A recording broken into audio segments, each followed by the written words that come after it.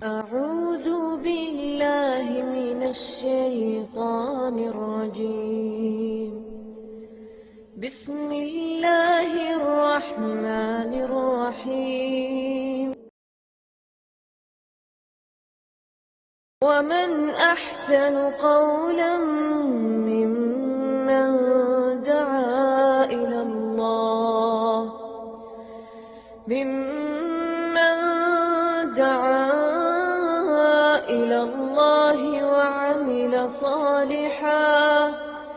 وعمل صالحا وقال إنني من المسلمين.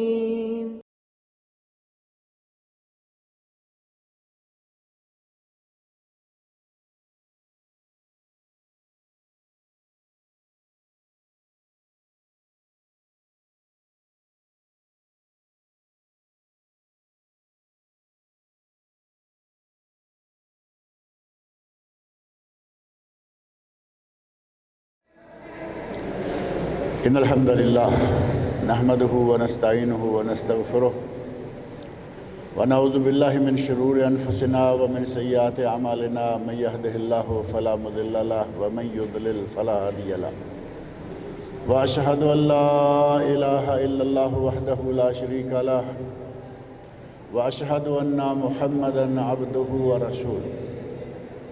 أما بعد فإن خير الحديث كتاب الله وخير الهدي هدي محمد صلى الله عليه وسلم وشر الأمور محدثاتها وكل محدثة بدعة وكل بدعة ضلالة وكل ضلالة في النار. رب اشرح لي صدري ويسر لي أمري واحلل عقدة من لساني يفقهوا قولي. رب اعوذ بک من همزات الشیاطین واعوذ بک رب ان یحضرون. اعوذ باللہ السمیع العلیم من الشیطان الرجیم ولا تکونوا کالتی نقضت غزلها من بعد قوة انکاثا. اللہ رب العزت کی ہم پر بے شمار نعمتیں ہیں، اتنی نعمتیں کہ اگر کوئی ان نعمتوں کو گننا چاہے تو یہ بات اس کے بس سے باہر ہے. اللہ رب العزت نے قرآن کریم میں دو جگہ پر فرمایا ہے وَإِن تَعُدُّوا نِعْمَةَ اللَّهِ لَا تُحْصُوهَا، کہ اگر تم اللہ کی نعمتوں کو گننا بھی چاہو تو گن نہیں سکتے.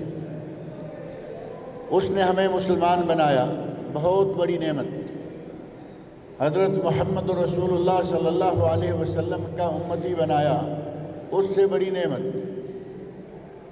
اور ہمیں امت محمدیہ کا فرد بنایا، وہ امت جو تمام امتوں سے اعلیٰ امت ہے. سورہ ال عمران میں اللہ رب العزت نے فرمایا کنتم خیر امت اخرجت للناس، تم بہترین امت ہو جو لوگوں کے لیے میدان میں لائے گئے. اللہ رب العزت کی کس کس نعمت کا ذکر کیا جائے. اللہ کی ان بے شمار نعمتوں میں سے ایک عظیم نعمت یہ رمضان المبارک کا مہینہ بھی ہے، جس کے دن میں، جس کی رات میں خیرات و برکات اور ہر طرح سے بہتریاں ہی بہتریاں ہیں. دن کو عمل کریں اجر و ثواب بے شمار، رات کو عمل کریں اجر و ثواب بے شمار، پہلے عشرے میں کریں اجر و ثواب بے شمار، دوسرے میں کریں، تیسرے میں کریں. ہمارے پاک و ہند میں آپ کو معلوم ہوگا کہ لوگوں نے رمضان کو 3 عشروں میں بانٹ رکھا ہے.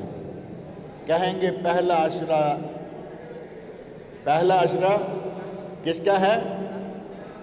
پہلا عشرہ، دوسرا عشرہ اور پھر تیسرا عشرہ.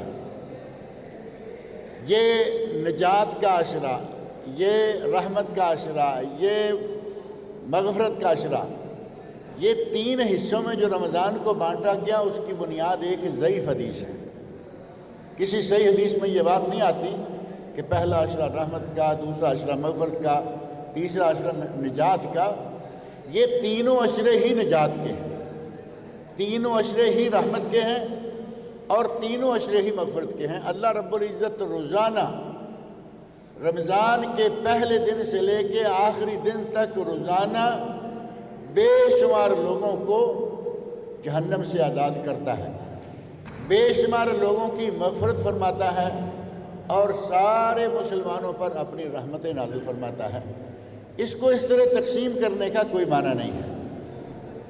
یہ مبارک مہینہ اب بالکل آخری دموں پہ آیا ہوا ہے۔ اللہ رب العزت نے اس مہینے کو اتنی برکتیں دی کہ سلف صالحین امت دعائیں مانگا کرتے تھے، اللہم بلغنا رمضان، اللہم بلغنا رمضان، یا اللہ ہمیں رمضان تک پہنچا، یا اللہ ہمیں رمضان تک پہنچا۔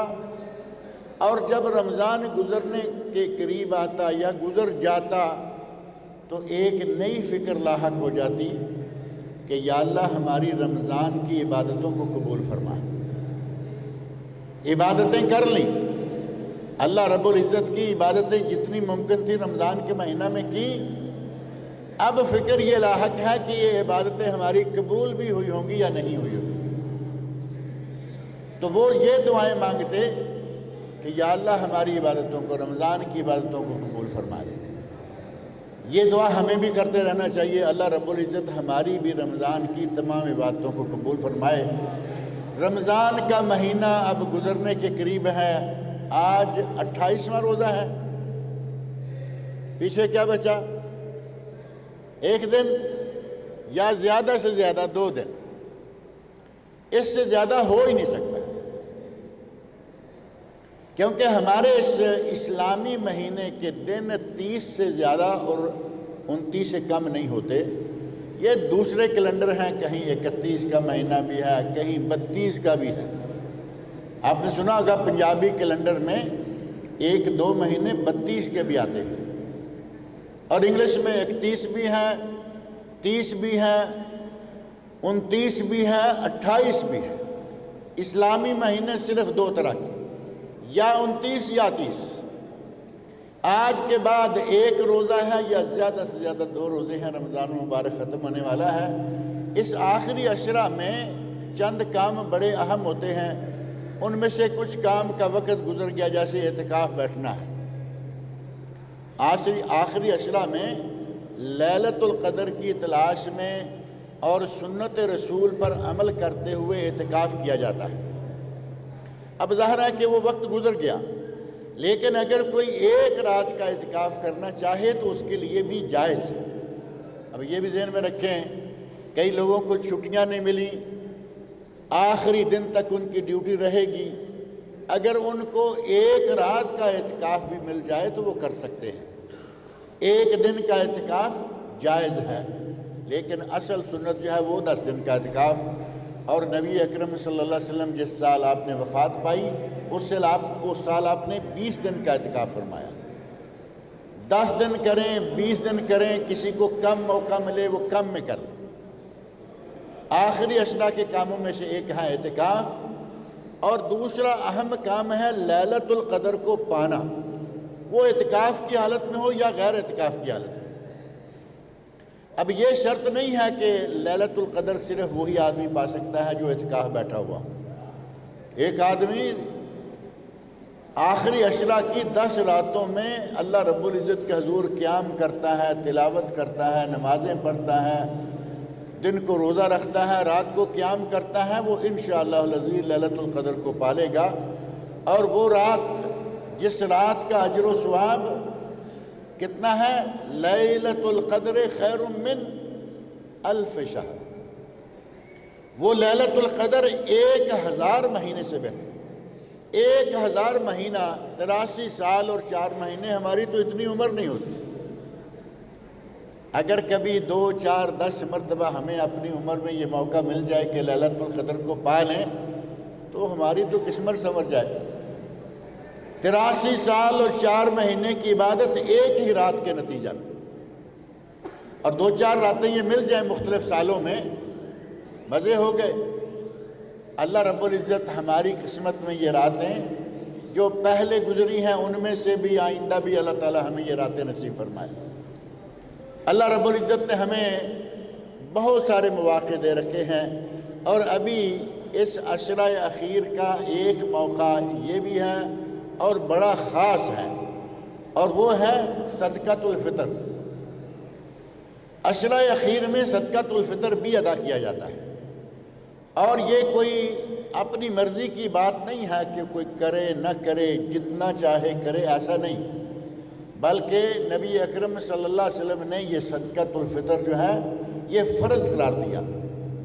صحابہ کرام حضرت عبداللہ بن عباس رضی اللہ عنہما، حضرت عبداللہ بن عمر رضی اللہ، ہم یہ بات کر رہے تھے کہ صحابہ کرام رضی اللہ عنہما رضی اللہ عنہم، حضرت ابن عباس رضی اللہ عنہما، حضرت ابن عمر رضی اللہ عنہما اور ام المومنین عائشہ اور دیگر صحابہ سے مختلف روایات ملتی ہیں، فرض رسول اللہ صلی اللہ علیہ وسلم زکوٰۃ الفطر، نبی صلی اللہ علیہ وسلم نے زکوٰۃ الفطر فرض قرار دی۔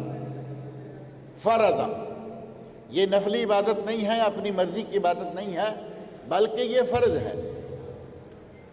اور ان حدیث میں یہ بھی آتا ہے کہ فرض رسول اللہ صلی اللہ علیہ وسلم زکوٰۃ الفطر صاعًا من تمر، اب مختلف روایات میں کھجور کا ذکر ہے، صاعًا من تمر، صاعًا من زبیب، منکہ یا کشمش، صاعًا من شعیر، جو، یہ جو گندم کے ساتھ جو ہے، گندم ہو یا جو ہو، صاعًا من عقد، پنیر، مختلف چیزوں کا ایک سا۔ اور اگر مقامی لوگوں کی غذا ان چیزوں کے علاوہ کوئی اور چیز ہو، جیسے ہماری غذا میں شاید یہ چیزیں نہیں ہیں، ہماری غذا میں یہاں سعودی عرب میں سب سے زیادہ چاول شمار ہوتا ہے، کیونکہ اکثر لوگ چاول کھاتے ہیں۔ مقامی علاقے کی غذا جو چاول ہے اس میں سے بھی صدقہ فطر ادا کیا جا سکتا ہے، ایک سا۔ اب ایک سا کی مقدار میں مختلف اقوال، مختلف آراء ملتی ہیں، لیکن مجموعی طور پر اور سیدھا سا دیسی حساب کریں تو 3 کلو ایک آدمی پر صدقہ فطر ہے، 3 کلو۔ اب کہیں اتنے چھٹانک کم، اتنے چھٹانک زیادہ، پونے 3 کلو سیدھا کر لینا، پونے نہ، راؤنڈ فگر سے کہتے ہیں، 3 کلو ان چیزوں میں سے کوئی بھی دے، یہ ہے زکوٰۃ الفطر۔ اور اس کا فائدہ کیا ہوگا؟ زکوٰۃ الفطر کے بارے میں نبی اکرم صلی اللہ علیہ وسلم کا ارشاد یہ ملتا ہے کہ نبی صلی اللہ علیہ وسلم نے زکوٰۃ الفطر فرض کی اور ساتھ اس کی وجہ بیان فرما دی۔ وجہ کیا ہے؟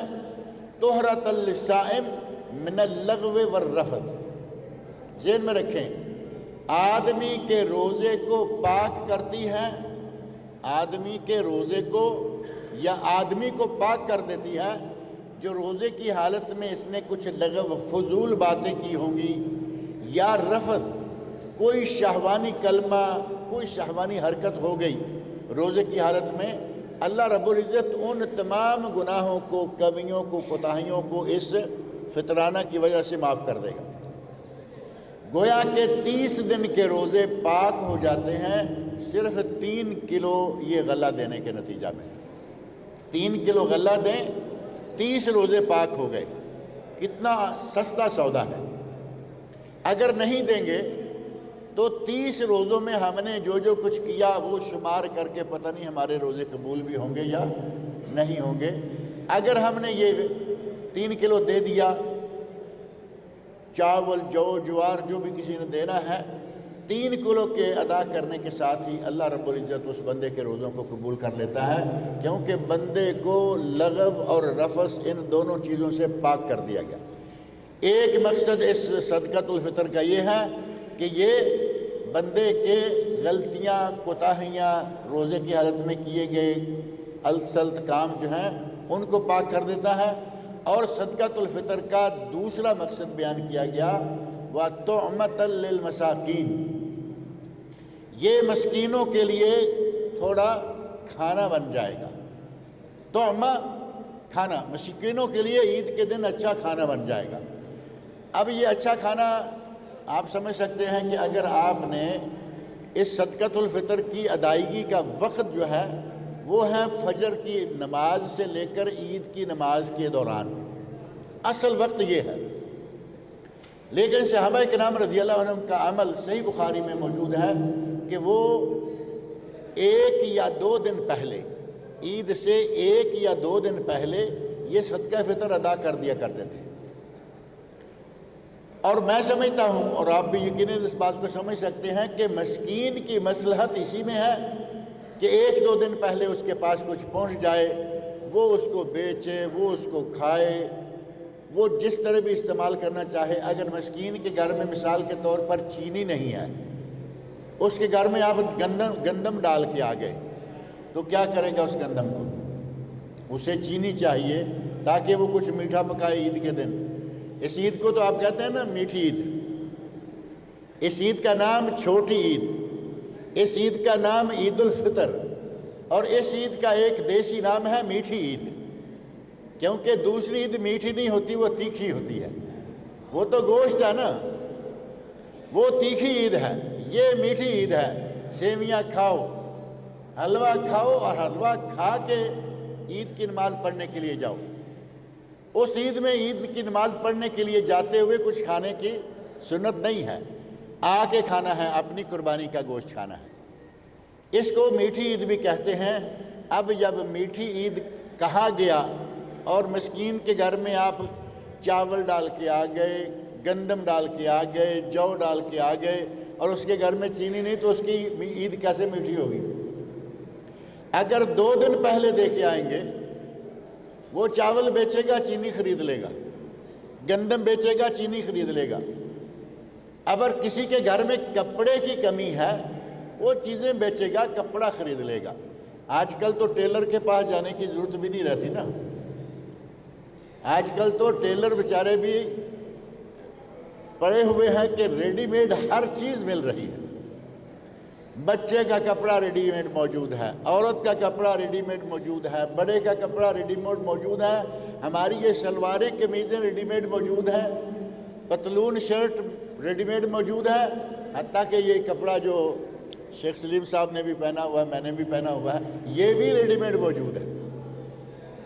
اگر آپ نے 2 دن پہلے مسکین کے گھر میں اپنا صدقہ فطر پہنچا دیا، وہ گندم بیچے گا، ریڈی میڈ کوئی بچے کو کپڑا لا کے دے دے گا، بچے کے لیے کوئی دوسری چیز خرید لے گا، اپنے لیے خرید لے گا، تو یہ مصلحت تب صحیح پوری ہوتی ہے جب 2 یا 1 دن پہلے یہ صدقہ فطر ادا کر دیا جائے۔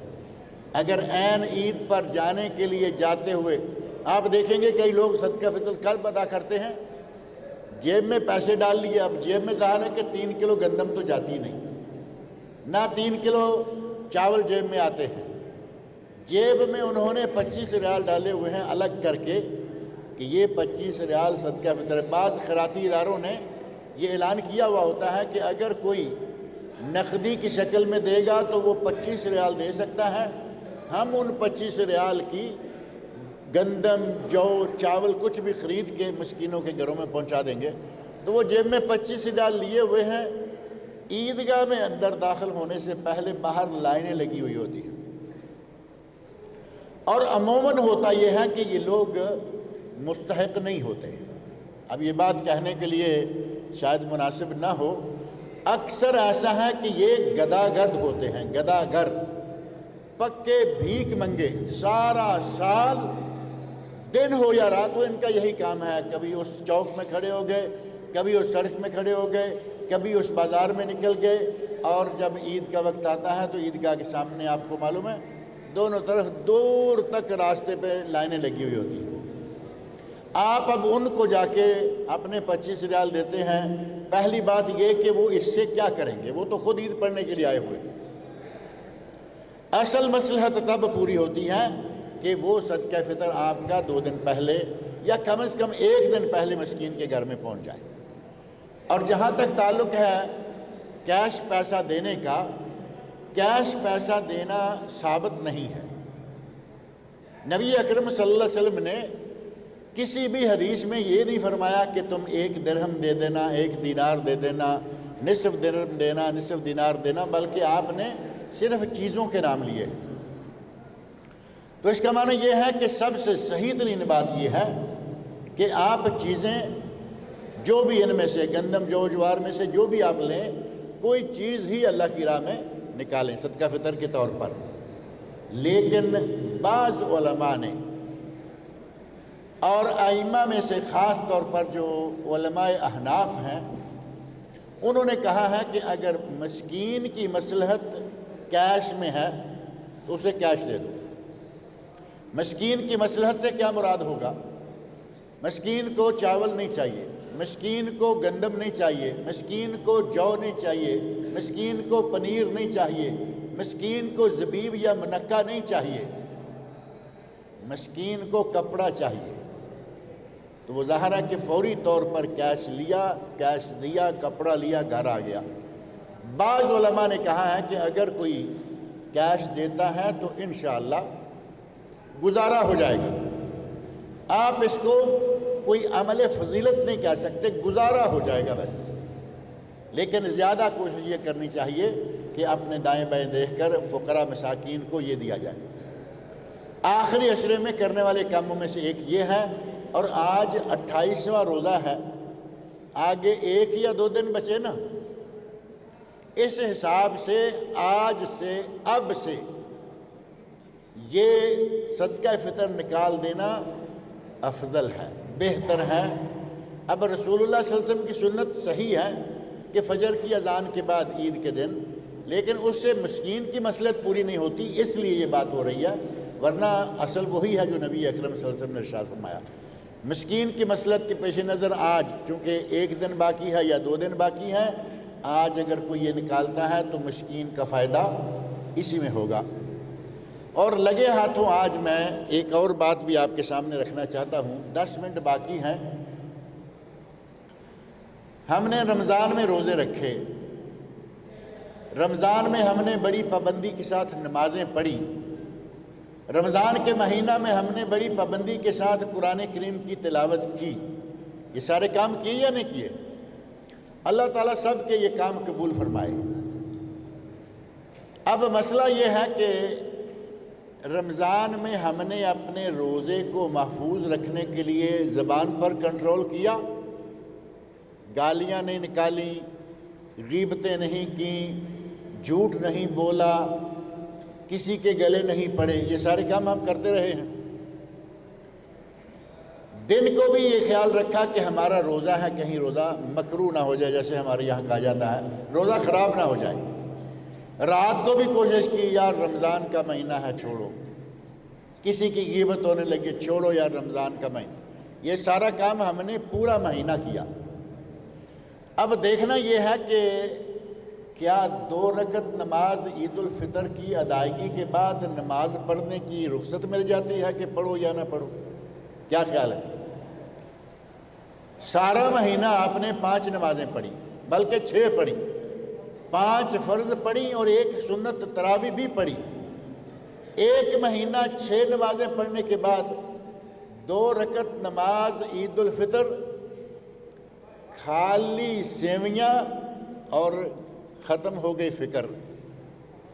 سیویاں کھا لی، حلوہ کھا لیا، اب نمازیں گئیں۔ یہی کام کرنا چاہیے؟ کیا خیال ہے؟ نماز عید کے بعد پڑھنی ہے یا نہیں؟ عید کے بعد بھی یہ 5 نمازیں کم از کم پڑھنی فرض ہیں۔ 5 نمازیں، تراویح کا مسئلہ ٹھیک ہے، اس کی فکر ختم ہو گئی، لیکن 5 نمازیں فرض ہیں۔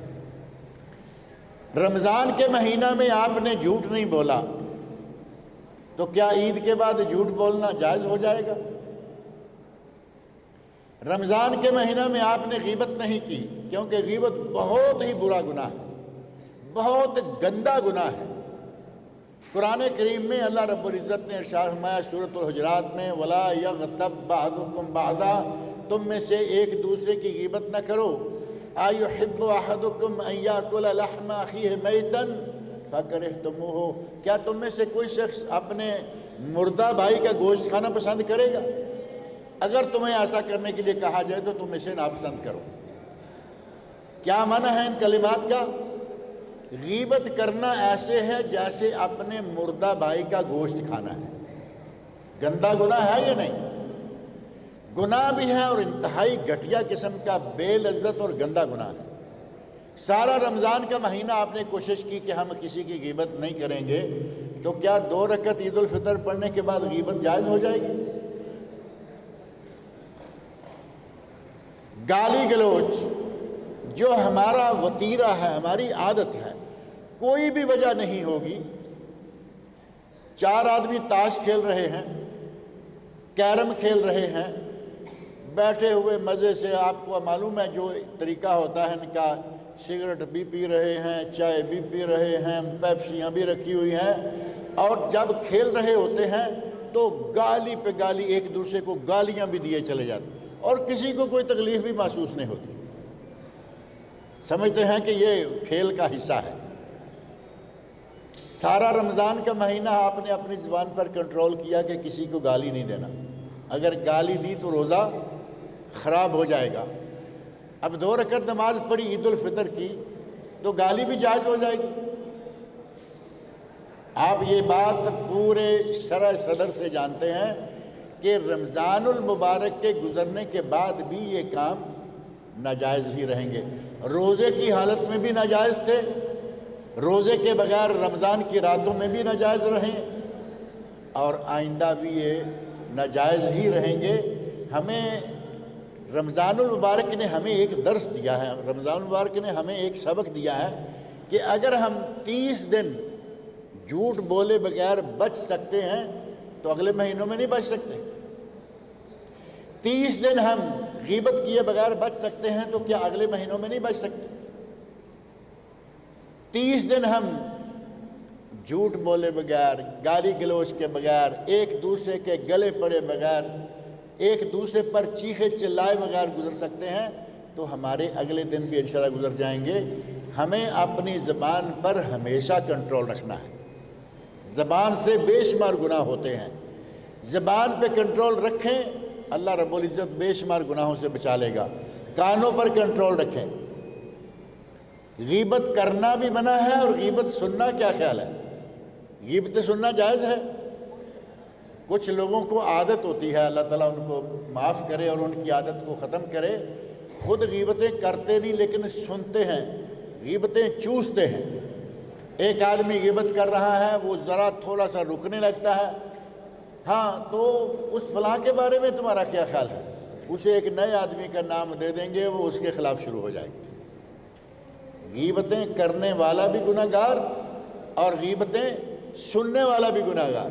اپنے کانوں کو غیبتیں سننے سے، اپنے کانوں کو گندے گانے کے ساتھ گندے کا لفظ لگانے کی تو ضرورت نہیں ہے میرا خیال ہے، گانے تو ہوتے ہی گندے ہیں، کیونکہ جو گندا نہیں وہ گانا کیا ہوا۔ البتہ اگر کسی نے اچھی چیز سننی ہے، کوئی توحید و سنت پر مبنی نعت ہے، سنیں، قرآن کریم ہے، سنیں، اللہ رب العزت کی کسی نے حمد و ثنا بیان کی ہے، راگ کے ساتھ سنیں، کوئی حرج نہیں۔ آج کل تو ہماری نعتیں بھی سننے کے لائق نہیں رہی۔ نام ہے نعت رسول مقبول، میں آپ کو ابھی دلیل دیتا ہوں چھوٹی سی، نام ہے نعت رسول مقبول صلی اللہ علیہ وسلم، اور نعت خواں کہہ رہا ہے وہی جو مستوی عرش تھا خدا ہو کر، الفاظ پہ ذہن رکھیں، وہی جو مستوی عرش تھا خدا ہو کر اتر پڑا مدینے میں مصطفیٰ ہو کر۔ ایسی نعتیں سننا جائز ہے؟ یعنی اللہ ہی عرش پر ہے، اللہ ہی مدینہ منورہ میں نعوذ باللہ، نبی صلی اللہ علیہ وسلم کو اس نے خدا بنا دیا۔ اس قسم کی نعتیں سننا، اس قسم کی نعتیں اپنے پاس رکھنا، اس قسم کی نعتیں بیچ کر جو آدمی کمائی کرے گا اس کی کمائی بھی حرام ہوگی۔ نبی صلی اللہ علیہ وسلم کو اس نے رب بنا دیا ہے، جبکہ نبی اکرم صلی اللہ علیہ وسلم کیا فرماتے ہیں؟ میں کون ہوں؟ ہم مسلمان ہونے کے لیے کون سا کلمہ پڑھتے ہیں؟ اشہد ان لا الہ الا اللہ و اشہد ان محمدن عبدہ و رسولہ۔ نبی صلی اللہ علیہ وسلم اللہ کے بندے ہیں، اللہ نہیں ہے۔ اور یہ نعت خان کہہ رہا ہے کہ یہ عرش پر بھی اللہ اور فرش پر بھی اللہ، نعوذ باللہ۔ اس قسم کی نعتوں سے اپنے کانوں کو بچائیں۔ اگر کہیں کوئی صحیح سچی سنت رسول پر مبنی، توحید پر مبنی نعت ملے، سنیے، کوئی بات نہیں ہے۔ اگر ایک شخص نے گزشتہ سال فروری کی بات ہے، بلکہ جنوری کی۔ گزشتہ جنوری میں ایک آدمی نے بات کہی، یقین جانیں کہ میرے دل پر اثر کر گئی اور میں نے یاد رکھی ہوئی۔ کہتا ہے اگر کسی نے اپنے موبائل کو پاک کر لیا، اپنی زبان کو پاک کر لیا، اپنے کان کو پاک کر لیا، وہ بندہ مومن ہے، جو دعا مانگے گا اللہ اس کی دعا کو قبول کرے گا۔ کان کو پاک کرنا، زبان کو پاک کرنا میں نے بتایا نا کیسے ہے، کوئی غلط بات نہ کہیں نہ سنیں۔ اور موبائل کو پاک کرنا، ہمارے موبائل میں آج کل بہت ساری گندی چیزیں موجود ہوتی ہیں، اگر کھولیں تو صرف خیر کے لیے کھولیں، صرف خیر کی حد تک رہیں، نہ بلو پرنٹ، نہ ریڈ پرنٹ، نہ یلو پرنٹ، نہ بلیک پرنٹ، کوئی چیز سامنے نہیں آنی چاہیے۔ اللہ تعالیٰ میرے اور آپ کے روزے، نمازیں، تراویح، تلاوت قرآن، ساری چیزیں قبول فرمائے۔ اللہ رب العزت مجھے اور آپ سب لوگوں کو نیک عمل کی توفیق عطا فرمائے۔ جیسے ہمیں رمضان میں بہت سارے گناہوں سے اللہ نے محفوظ رکھا ہے، اللہ تعالیٰ ہمیں آئندہ بھی ہمیشہ ان گناہوں سے محفوظ رکھے۔ السلام علیکم ورحمۃ اللہ وبرکاتہ۔